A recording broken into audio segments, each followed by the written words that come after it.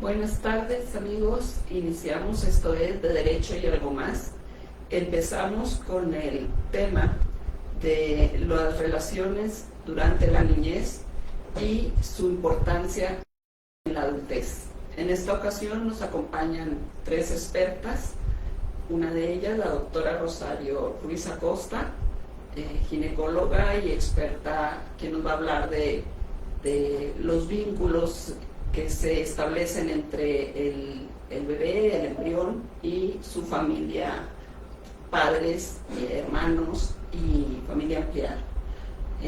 La otra persona nos acompaña la maestra y licenciada Rosario García Rodríguez, quien nos va a hablar de las relaciones durante la infancia y la adolescencia desde su experticia.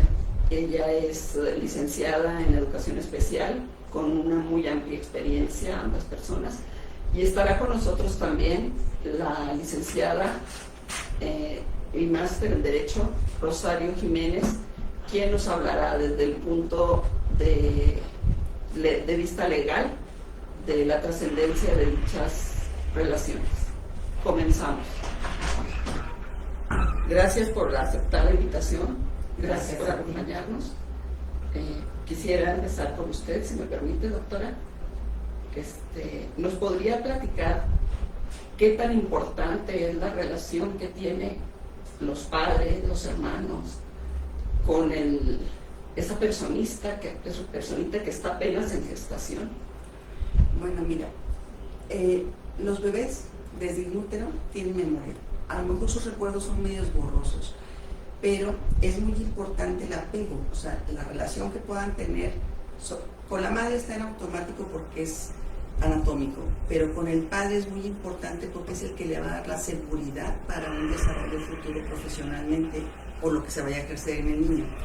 Entonces, se recomienda mucho el apego haciendo ejercicios de la madre tocando el vientre, el papá también tocándolo, abrazando a los dos, para que puedan en un momento dado darle la seguridad al bebé. Yo siempre les inculco que le pongan un nombre al bebé, que dejen de decirle bebé, chiquito, pedacito, o sea, si se va a llamar Juan o Juana, pero le pongan su nombre y se dirijan a ese bebé con su nombre.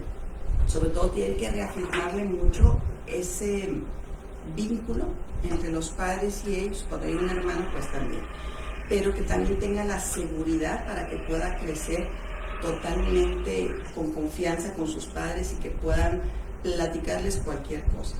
Una vez que nace el bebé, nosotros usamos mucho lo que es el apego materno. Nace el bebé, se lo ponemos en la pancita a la paciente y tiene que empezarle a hablar.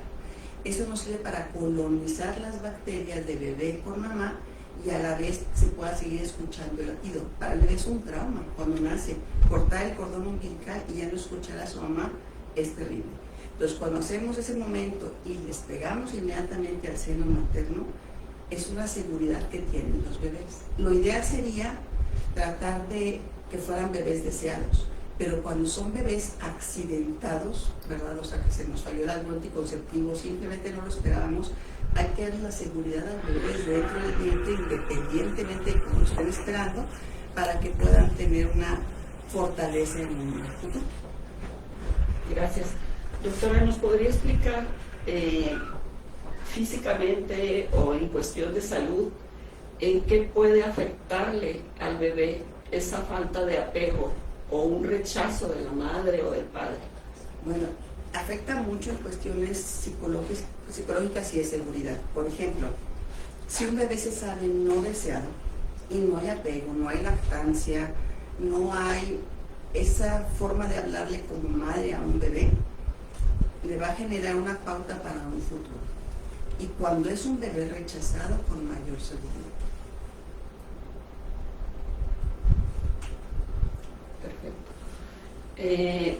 El hecho de que una madre que su concepción fue producto de una violación, había de ejemplo, que se refiere al bebé como esta cosa, como no lo quiero, quiero abortar, situaciones así, ¿le afecta físicamente en su salud más que psicológicamente? Físicamente no, a menos el no lactar a un bebé, obviamente si es un bebé rechazado, va a disminuir su sistema inmune y el apego que pueda tener con su mamá. Pero bueno, está tipificado en la ley que la violación se puede interrumpir el embarazo. Por eso es la única situación por la cual se debe interrumpir. Sí, es correcto. Pero habemos muchas mujeres que independientemente de las circunstancias de la concepción, estamos en contra del aborto. Entonces optamos por no interrumpir el embarazo y es cuando se puede dar ese tipo de situación que estamos comentando. Nosotros sugerimos mucho el apoyo por parte de psicología externa en el embarazo de la mamá y también después. Saber si la mujer está capacitada para poder atender a un bebé. Vemos día a día una cantidad enorme de violencia hacia los niños, ¿verdad? Porque son niños no deseados. Entonces, médicamente no te va a dar ningún problema más que a lo mejor parte de desnutrición porque no los cuidan. Pero el impacto psicológico de no quererte, de un niño no deseado es impresionante. ¿Y eso afecta su desarrollo durante su infancia? Por supuesto, porque es muy importante tener la seguridad del apego con los padres. Eso es lo que te va a generar una seguridad económica en un futuro en cuanto a trabajo, pero también te va a poder hacer que te relaciones más fácilmente cuando eres adulto. Hay muchas personas que, por ejemplo, fueron violentadas en su infancia y ahorita no pueden desarrollar una relación ni con trabajadores ni con amigos. Son personas muy solitarias y que es difícil para ellas relacionarse. Gracias. Maestra, ¿nos podría platicar en su experiencia, tanto desde su conocimiento pedagógico y la experticia que tiene, como durante el tiempo que ha venido trabajando en esto, cómo ha visto o ha notado usted que ha afectado lo que nos acaba de platicar la doctora en el desarrollo de los infantes o adolescentes en cuanto a la relación que puede darse entre, no nada más con su familia, sino con sus compañeros de escuela? Bueno, de hecho yo creo que incluso desde antes del nacimiento, como lo acaba de señalar la doctora, ya estás predeterminando de alguna manera cuál va a ser la relación con tu hijo. Si es un hijo deseado, si es un hijo que tuviste un error en un método anticonceptivo, pero estás bien, estás estable y lo recibes finalmente con gusto. Miles de casos tenemos ahorita con la pandemia de niños que no eran esperados y de repente nace esa generación y bueno, la manera en que tú asumes el embarazo, desde ese momento de cómo asumes el embarazo, empiezas a determinar de alguna manera la relación que vas a tener con tu hijo. Y las relaciones que tenemos con los niños van a determinar el tipo de relaciones que esos niños van a ir aprendiendo y con las cuales se van a desempeñar después. ¿Sí? La base de nuestra personalidad empieza a construirse desde ese momento. La base del desarrollo de la inteligencia, si bien ya naces con ciertas características, con ciertos elementos, pero el desarrollo de la inteligencia te lo permite o te lo limita el contexto en el que vives. Entonces, está la vida de por medio de un ser de acuerdo a las relaciones que se dan. Si tú tienes un ambiente estable en el que un niño puede ser niño, si tú tienes un ambiente estable en el que el niño puede sentirse protegido, porque recordemos que si un ser vivo siente la desprotección, es el ser humano. El ser humano es el mamífero que más tiempo pasa con la madre. Pasan años y ahorita creo que eso hemos prolongado con demasiado. Pero bueno, esta relación va construyendo la personalidad del muchacho. Y por más que nosotros queramos, vamos transmitiéndoles, a veces consciente, a veces inconscientemente, nuestras formas de vivir, nuestras creencias, que en algún momento se determina de algún momento hasta la primaria. En la secundaria empieza otro proceso, en la adolescencia empieza otro proceso, porque el muchacho empieza a adquirir una conciencia, empieza a desarrollar ahora sí su propia personalidad, y entonces empieza a cuestionar las formas en las que se va viviendo. Pero hay elementos que son fundamentales. El sentirse aceptado. Si un niño nace creciendo, nace y crece con el sentimiento de aceptación por parte de su familia, no importa cuáles sean sus características, él tiene muchas posibilidades de un buen desarrollo.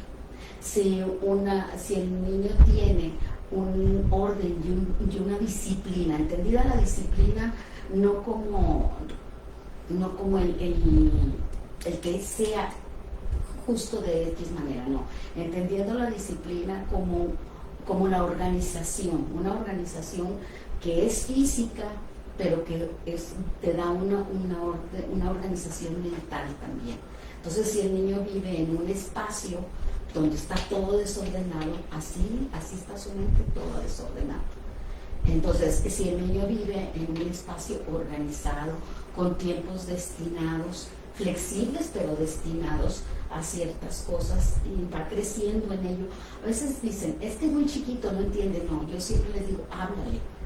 Tú háblale como si fuera una persona mayor que te está entendiendo, porque los niños sí entienden.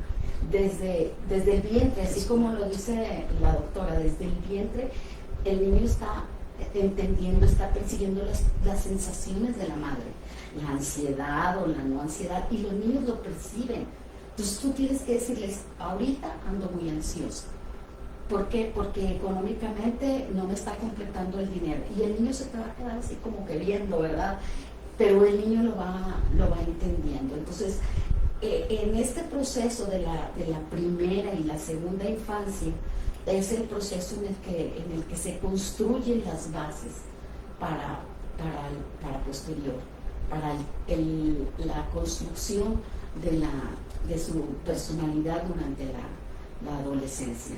Los padres definitivamente son elementos indispensables, y yo creo que algo que también mencionaba la doctora es esa atención que no nos damos como madres, esa atención y ese acompañamiento psicológico. Una madre estable tendrá hijos estables y tendrá hijos positivos, tendrá hijos que se impulsan, que tienen seguridad, que tienen autoestima, que son creativos, pero necesitas tú estar estable. Entonces yo creo firmemente en que las madres todas las madres deberíamos de buscar una asistencia psicológica que nos permita. Hay muchos grupos de autoayuda en los que puedes trabajar. Eso te permite. Una madre feliz tiene hijos felices. Y hablo de la madre porque finalmente, aún en estos tiempos todavía, la madre es la más ligada al niño, y ahorita en estos tiempos todavía sigue siendo muy responsable de lo que pasa en casa, ¿sí? El padre también tendrá que involucrarse, pero también a veces decimos, es que el papá no ayuda y entonces yo no lo voy a hacer si él no lo hace. Pues alguien lo tiene que hacer. Entonces ahí también esa parte es muy importante. No se diga en la adolescencia. ¿Qué necesita un adolescente? Un adolescente necesita primero que nada el sentir que es aceptado y que es querido. Y necesita la contención. Y de repente creemos que porque es rebelde, está en contra mía como madre, está en contra de su padre, no quiere hacer. No, el muchacho está gritando que necesita a alguien que lo agarre, que lo detenga, que lo abrace. No está.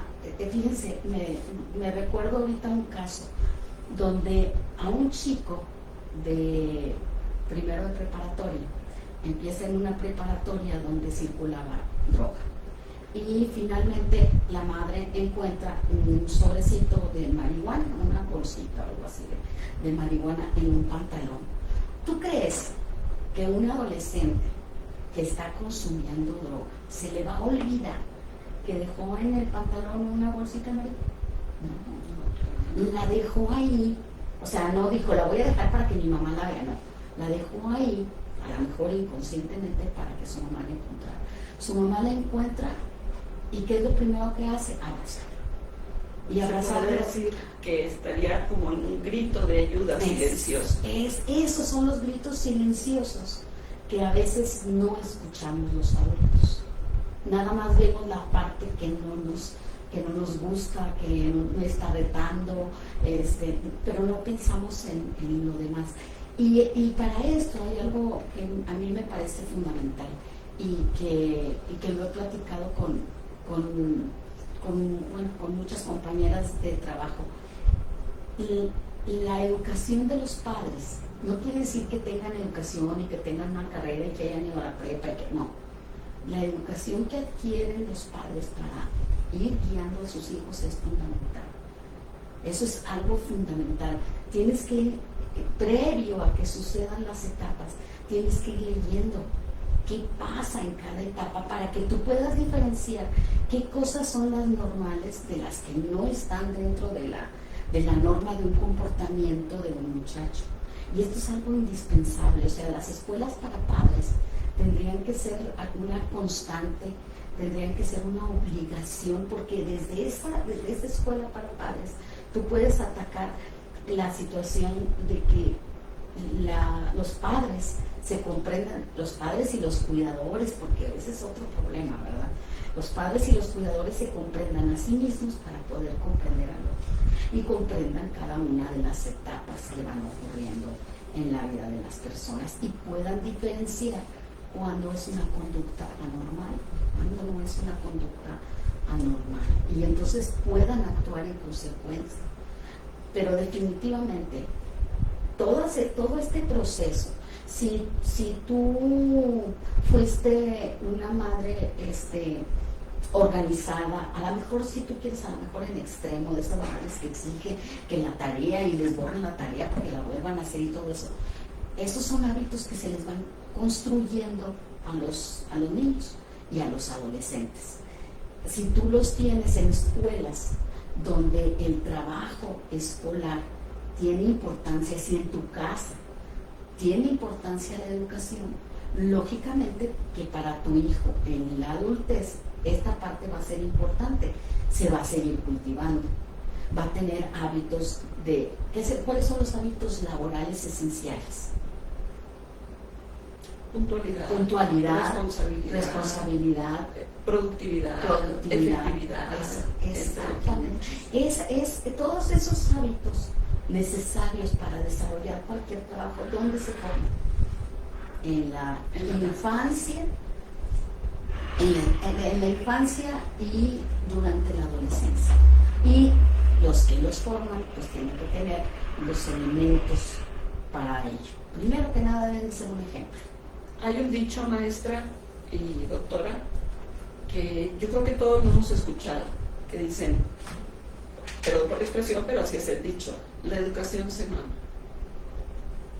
¿Sí? Esto lo aplico yo a lo que usted nos está diciendo y a mí me trae ciertas dudas que siempre he tenido. Doctora, ese rechazo que una madre tiene hacia el embrión o hacia su bebé desde el embarazo, no le puede generar condiciones, por ejemplo, un soplo cardíaco, a la larga un niño autista, un niño con esquizofrenia, con algún tipo de psicosis, aislado, ¿no puede generar a la larga ese tipo de conductas? No. Lo único que sucede es un desapego y son problemas psicológicos. Las enfermedades que estás platicando son difíciles de poderlas detectar. Por ejemplo, el autismo se detecta hasta los 3 años. A veces ves condiciones en un ultrasonido que dices el mío no responde, estímulos verbales, estímulos auditivos o de vibración, calor, y puedes sospecharlo, pero no van a hacer un diagnóstico los expertos hasta el 3er año. Los soplos son otro tipo de situaciones que pueden suceder. Es una enfermedad cardíaca, pero puede ser por vivencia, puede ser algo transitorio. En cuanto a la esquizofrenia, por ejemplo, es una enfermedad hereditaria. en gran parte, pero no tiene nada que ver con la lactancia. Lo único es, cuando tú sabes que un niño no fue lactado, tiene muchos criterios de inseguridad durante su crecimiento. Imagínate, tu bebé está dentro de tu cuerpo 9 meses. Te está escuchando todo el tiempo, te está sintiendo tu corazón latir muy cerquita de él o ella. Y el cordón umbilical es el vínculo más importante. Están conectados a través del ombliguito del bebé hacia la placenta, que realmente está dentro de tu cuerpo. Es lo que te explicaba, cuando nace, cortamos el cordón y es la primera separación. Por eso es importante ponerlo pegado a la mamá.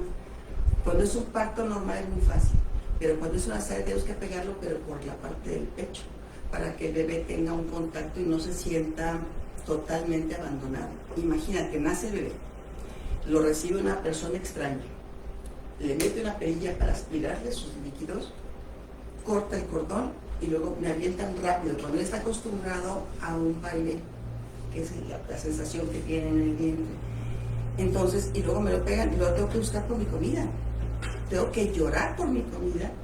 Y este señor, ¿quién es? Hasta que le empieza a hablar el papá, identifican perfectamente, pero es un medio privado. En un medio público es a destajo, ¿verdad? O sea, rápido que sigue, el que sigue. Entonces, en el medio público es obligado el apego, porque no, de hecho muchos hospitales ya no hay biberones. Entonces tienen que prenderse a su bebé para que tengan una lactancia inmediata. Ese bebé siente la seguridad, es mi mamá y me está amamantando, y luego muchas de las pacientes les decimos, ¿sabes qué? Háblale como le vas adentro, ponen la música que le pones adentro, tocan. Un bebé cuando tú lo estás amamantando saca su manita y te toca el seno, toca la carita. Y eso es maravilloso, ¿verdad? Porque en el momento sigue existiendo el vínculo. Entonces, esa relación madre-hijo al momento de amamantar es inquebrantable. Llega el papá, está mamá dando el pecho a su bebé. Pero todo lo que sucede alrededor de la no lactancia es psicológico, además del inmune, ¿verdad? Gracias. Una parte que me parece importante en esta pregunta que acabas de hacer, sí, es que esa parte psicológica, esas enfermedades psicológicas o condiciones psicológicas que están dentro de un esquema de enfermedad, ¿verdad? Finalmente de tipo mental, como la esquizofrenia, la psicosis, todas esas. El autismo, que es un trastorno en el desarrollo más bien, que tiene que ver con los procesos de comunicación, sí tiene el origen en las relaciones que se van dando, pero ya en las relaciones, en cómo se va relacionando una mamá. Ustedes oyen muy comúnmente que las señoras, las abuelas, déjalo que llore una noche para que se acostumbre y ya no despierte en la noche. Imagínate el sentimiento que acaba de decir, lo que nos acaba de explicar la doctora, el sentimiento de aquella criaturita llorando en la nada, sin que nadie le haga caso, sin que nadie le hable, para que se acostumbre a no llorar. O sea, la marca, la huella, ahora sí que la huella anémica que queda es muy terrible. Imagínate esas madres que son descuidadas, porque hay muchas madres descuidadas, que no les dan a tiempo sus alimentos.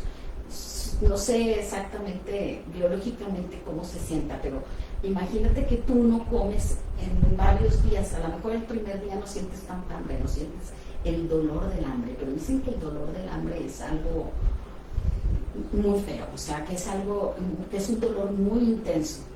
Imagínate una criaturita en la que la mamá, distraída en 1000 cosas, no le da de comer a su bebé. O sea, entonces todas esas cosas van afectando tu desarrollo. Ahora, hay familias que desearon al hijo, se esfuerzan en su educación y en la adolescencia, pues ahí más o menos se empiezan los asegúnes y pasan a la adultez. Y ahí es algo bien importante. Cuando tú ya eres un adulto, tú no puedes seguir culpando, nos lo comentaba Chayito hace rato, ¿verdad? No puedes seguir culpando a que son las heridas que te dejó el pasado. Estamos en una era donde tú puedes recibir asistencia, y más si tienes la capacidad de reconocer de tener la conciencia de que en tu infancia fuiste dañado, de solucionarlo, de hacerlo consciente, de llegar a un nivel de análisis y decidir qué hacer con ello. Entonces, llegada a la adultez, también tenemos que darle la responsabilidad, tenemos que asumir más bien la responsabilidad que como adultos nos toca, porque es muy fácil decir, yo estoy gorda porque en mi familia, mi mamá, su manera de querer era darnos de comer, y nos hacía empanadas, y nos hacía tortillas de harina todas las tardes, y nos daba frijoles, o sea, es muy fácil decir eso. No, y lo difícil es, ya soy una adulta, tengo tantos años que necesito mi cuerpo cuidarlo. Entonces ya es una decisión que tengo yo que asumir, ¿verdad? Entonces esa es una parte que es importante también rescatar en este proceso. Si bien hay muchas cosas que nos marcan en la infancia y en la adolescencia, también hay muchas cosas que podemos hacer para solucionar. Gracias. Queridos radioescuchas, esperamos sus comentarios en el WhatsApp 844-437-5508 si tienen algún cuestionamiento para nuestras invitadas especiales, con toda confianza. Esa situación, por ejemplo, usted, doctora, que atiende a una paciente desde la concepción hasta que nace el bebé. Pero resulta que la paciente, por la atención que usted le dio, continúa toda su vida siendo usted su ginecóloga. Y por esa razón usted se da cuenta de cómo va ese bebé que usted trajo al mundo. ¿Qué ha notado o qué ha visto usted desde su experiencia profesional? ¿En qué influye ese apego o desapego de la madre para el desarrollo de ese bebé que usted trajo al mundo y que a lo mejor ya de adolescente, profesionista, lo sigue viendo? Bien, mira, la confianza que existe de una paciente hacia ti como médico es bien importante. Entonces, cuando tú ves un paciente, la relación que tienes, si hace clic, estamos del otro lado. A veces nos toman como regañonas, exigentes y todo. Toda la finalidad de un control de un embarazo es que tengan un bebé sano. Y no nada más es los alimentos o el hacer ejercicio, también el apego, volvemos a lo mismo. Tiene la mamá que entender que ese bebé, o sea, que ella va a dejar de ser Juanita Pérez, va a ser la mamá del Pito Rodríguez, o sea, ¿me explico? Entonces, brincan esa etapa de ser yo mujer para ser yo mamá. Y empezamos a estimularlas desde que están embarazadas con música, con calor, con contacto.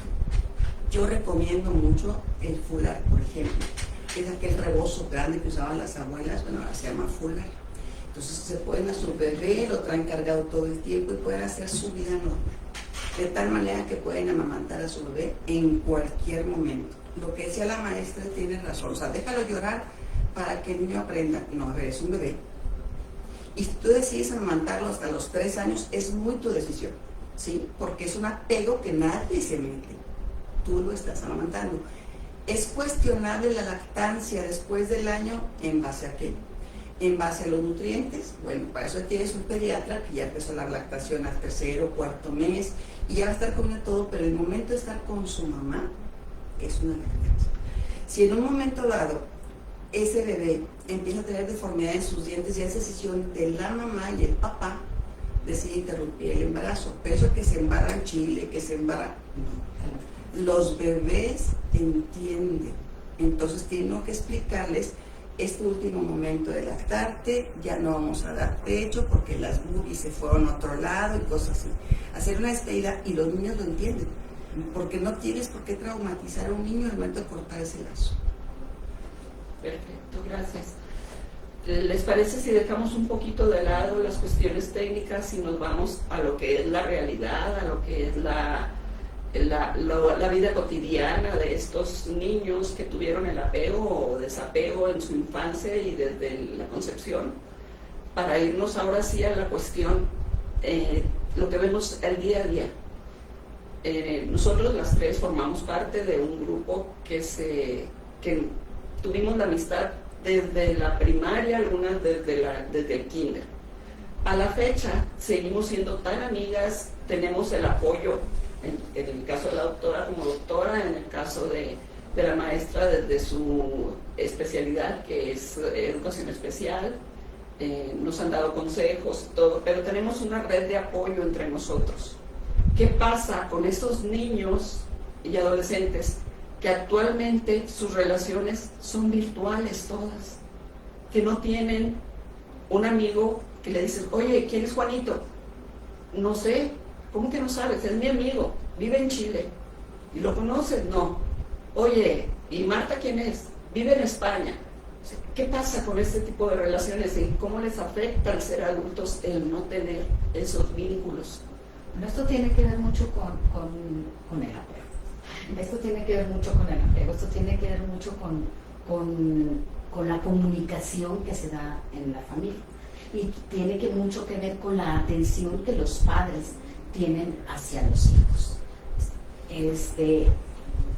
Las redes y la televisión, o sea, no son malas. La comunicación virtual no es mala. Es mala cuando rompe los límites y es la única manera de comunicarse.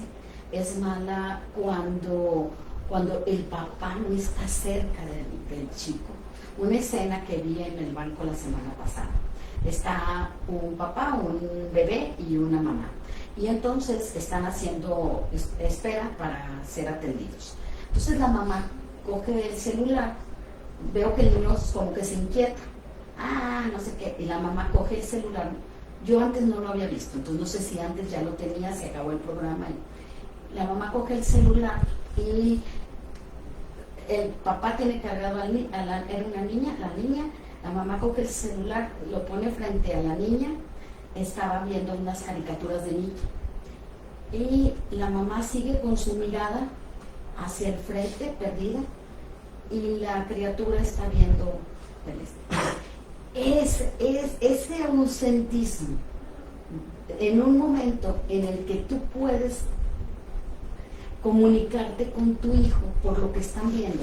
Mira, y este es Mickey, y este trae estos colores, y este salió el patrón, no sé qué, y mira lo que está haciendo, y te gusta, no te gusta. No, la niña lo estaba viendo solita, y te estoy hablando de una niña de 1 año y medio por mucho.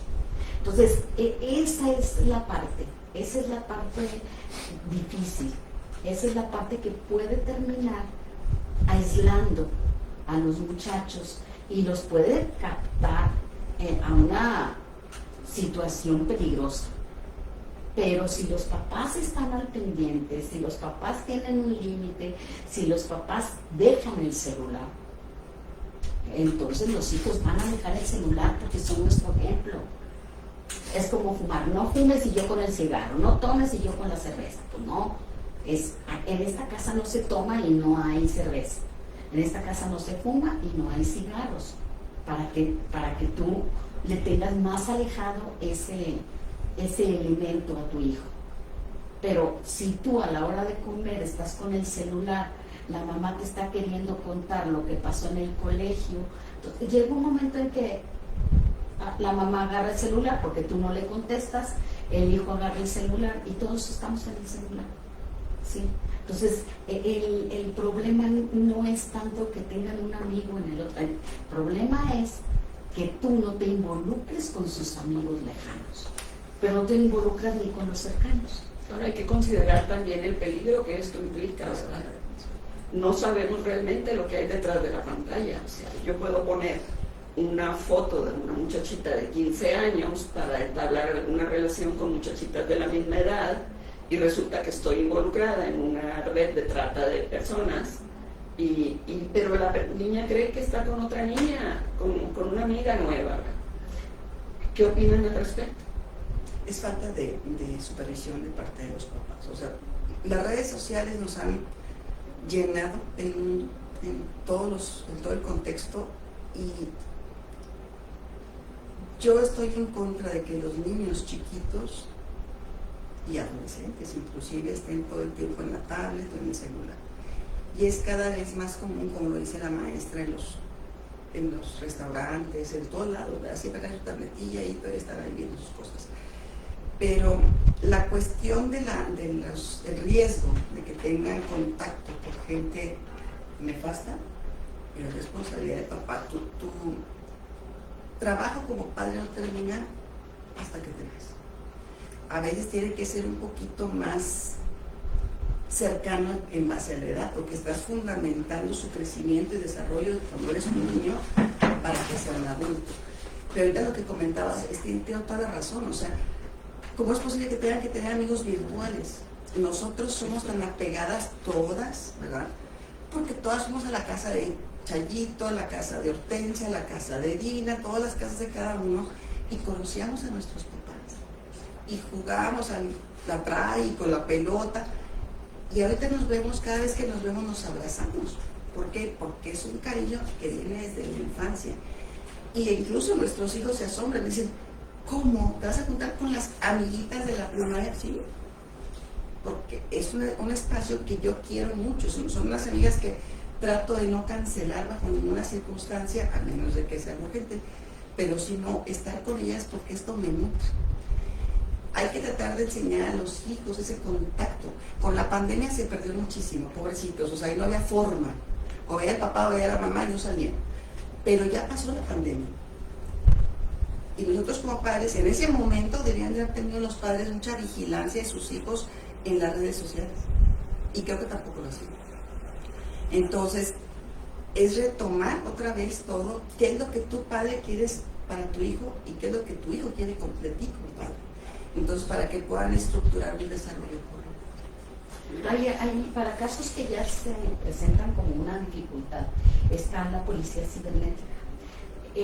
Si acudes a la policía cibernética, yo pienso que las pláticas de choque donde les presentan así la realidad tienen mucho efecto en los adolescentes.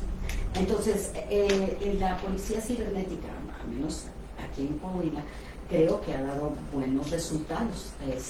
En varios casos, la Secretaría de Educación ha apoyado y ya ha resultado, ¿verdad?, benéfico. Entonces, como padres de familia o como, pues sí, que en realidad juntarnos los padres de familia es otra de las estrategias. Entonces, si tú te juntas y pides una plática a alguien de ahí, pues te va a dar una plática de esas de impacto, te va a poner los ejemplos reales de lo que ha ocurrido e incluso te va a presentar las evidencias de tal cosa que a veces los muchachos dicen, no pasa. Ahora, toda esta falta de apego genera también que los muchachos o los adolescentes, incluso niños, caigan en cuestiones de drogadicción, que el hecho de no tener los recursos para seguirse drogando porque se les hace adicción, incurran en delitos, en robos, en cualquier otro tipo de ilícitos por la falta de apego familiar que tienen. ¿Están de acuerdo? Sí, pero ahí yo pienso, hay tantos casos donde ha habido apego que también se presentan así que en determinado momento se nos pierden porque se juntaron con un grupo más fuerte que la familia y los arrastraron, y a veces la familia se desorienta y hasta dices, ¿cómo es posible? Si él era un scout y lo llevamos siempre a no sé dónde y estuvo siempre en el grupo en SEC y cosas así, y de repente se te escapó. Entonces creo que es fundamental el apego, pero creo que más fundamental es ese apego, que ese apego sea sano y que ese apego esté ahora sí que ligado a la realidad, que ese apego esté enfocado a la autonomía y a la capacidad de decidir lo que es bueno para uno, que ese apego esté relacionado íntimamente con el autocuidado, que ese apego te lleve a la autodeterminación de situaciones que son trascendentales en la vida, desde niño. Hace rato que platicábamos sobre la alimentación, esto tiene que ver con eso. tiene que ver porque hay apegos que no son buenos. Claro. Hay cuidados que a veces no son los que deberían ser, entonces es difícil. Y ser padre Y ahora es con esto, difícil. perdón la interrupción, con esto de que la Suprema Corte ya autorizó el uso de la marihuana como para el uso lúdico de la marihuana para consumo personal, o sea, es algo que está ya permitido con ciertas restricciones, por supuesto. Sin embargo, esto puede generar que los niños caigan en el exceso, los adolescentes caigan en el exceso y se convierta ya más que en un uso lúdico, en una adicción. Tenemos una experta en cuestiones legales en materia de familia y de adolescentes, de derecho para adolescentes. ¿Les parece si la consultamos? A ver si nos puede hacer favor de tomarnos una llamada para ver las implicaciones legales que esa falta de apego nos puede generar.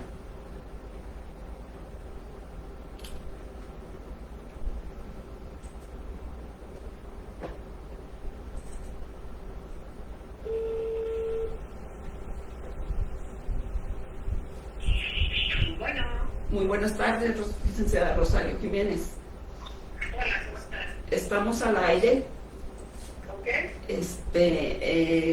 Les comentaba aquí a las expertas que nos acompañan en materia para hablarnos sobre las relaciones que se desarrollan en la infancia y su importancia en la adultez, que la falta de apego familiar genera muchas veces pues adicciones, y estas adicciones nos llevan a no tener los recursos a cometer delitos.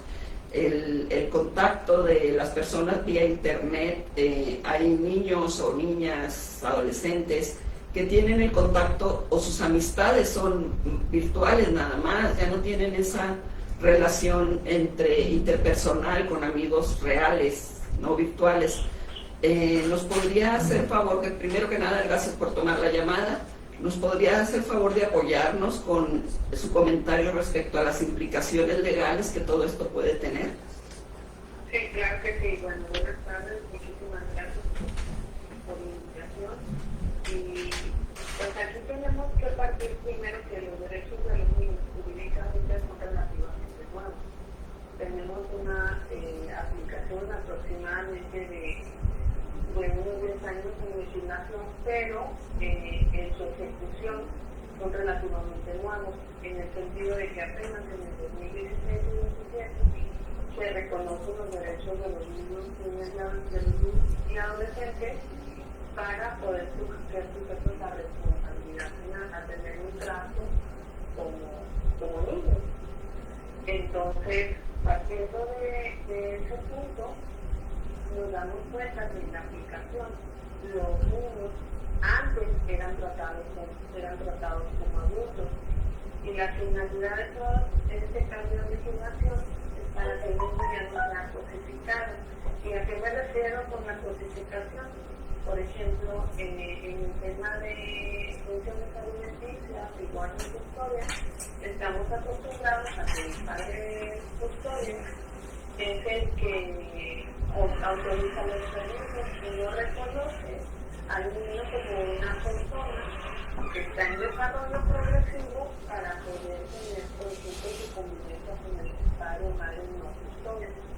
Es decir, que estamos acostumbrados a una aplicación en que el niño depende totalmente de la autorización del padre custodio, lo cual codifica al niño en el sentido de que ese niño tiene que depender del permiso del adulto para ejercer un derecho que es propiamente del niño, que es la convivencia. Igual también en esa codificación en el tema de la gestión alimenticia, cuando hay acciones del padre que tiene una guardia civil, el niño considera cierta cantidad, unidad más dinero, no que el adulto autorizó dicha convivencia, cuando el padre que es de la guardia de custodia es únicamente el administrador del dinero de los niños. Y también lo vemos cuando la madre de custodia, que muchas veces dicen no te doy permiso,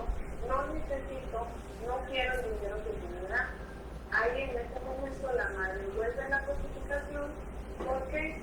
Porque es un derecho del niño y no es una autorización de recibir o no recibir. Recordemos que los alimentos son irrenunciables. Y partiendo de esto, de que los niños son invisibilizados como personas en desarrollo, los niños obviamente van a tratar de desarrollar o de hacer relaciones con personas que se mueven en el medio digital. Para esto, para que el niño se sienta prácticamente observado. ¿Sí? Entonces, partiendo de eso, de la cosificación de los niños necesitan cierta validación. Y las implicaciones que pudiesen tener cuando tienen una vida adulta, y lo vemos actualmente cuando ya son unos adultos y nunca recibieron ese tipo de alimentos, ese tipo de validación de la persona que se encargaba de su cuidado, pues recaen en conductas que después a veces se pueden llamar de luz o que son responsables de alguna condición de luz. Recordando que solo pueden ser responsables los mayores de 12 años. El sistema mexicano se divide en 3 grupos, en 3 tipos etarios. El grupo etario 1, que es de 12 a 14, el grupo etario 2, de 14 a 16, y el grupo etario 3, de unos 16 años. Entonces, cuando ya se catalogan los niños por sus grupos etarios y de acuerdo a sus características psicoemocionales en las cuales se han desarrollado y dependiendo de la comunidad en este caso del delito, ya los niños son sancionados cuando se llega a decir grupos no jueces especializados, en defensores especializados, en ministerios públicos también tienen que estar especializados para poder hacer ese tipo de punibilidad, atendiendo que la máxima de punibilidad es de 5 años para el grupo etario 3. Entonces, aquí estamos tratando que en la aplicación para los niños, por ejemplo, en Coahuila, tenemos uno de los mejores centros de integración social, familiar y educativa. Recordemos que a los niños, en este caso los adolescentes, son sancionados y son obligados a tener este tipo de integración, que es obligatoria, no es como los adultos. Y lo que se ha dado en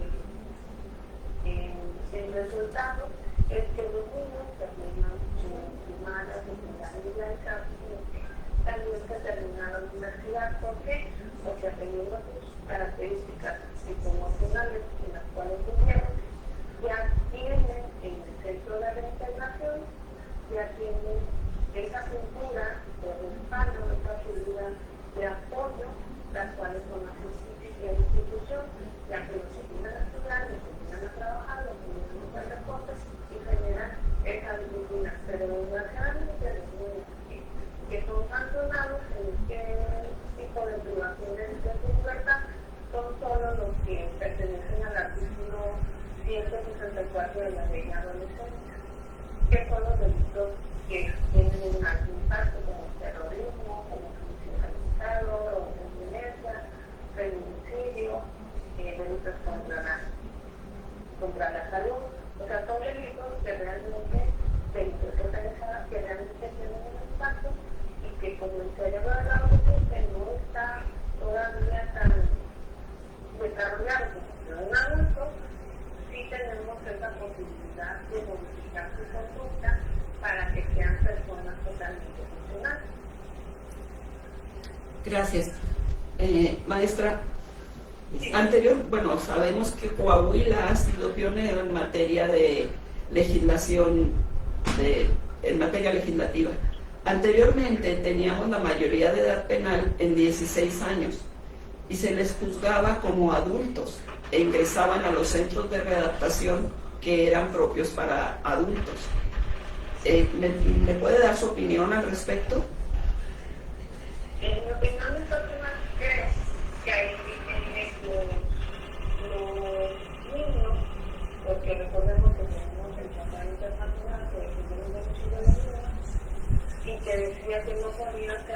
catalogados los menores de, en este caso México, de 18 años como adultos.